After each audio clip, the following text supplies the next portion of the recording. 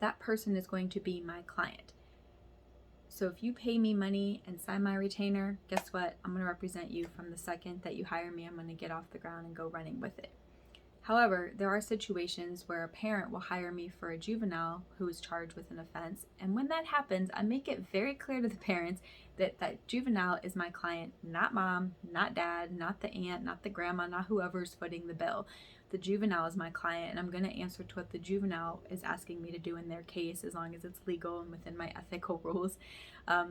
I'm not going to do what a parent wants. Sometimes a parent will hire me for a juvenile and then say, I want them in detention, or I want this, or I want that. And the kid may tell me, I don't want those things.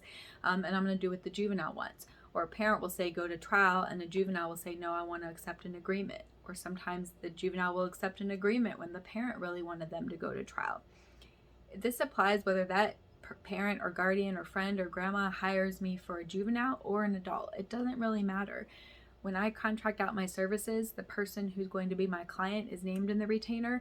Sometimes I'll put a parent in there as well, and for a juvenile I have to do that because they can't legally sign the document, but I make it very clear to everybody that that juvenile is going to be my client. And now if the juvenile wants me to talk to their parent or guardian and include them in things, I'm absolutely happy to do that. If a juvenile doesn't want me telling the parent certain things, I'm not going to tell them unless I have ethical obligations to report things and that sort of thing. So I just like people to understand who is the real client when you hire an attorney. And for me, it's whoever I name in that retainer as my client. And that's the person that is going to get my full protection in terms of client attorney privilege. And that's the person I'll be fighting for.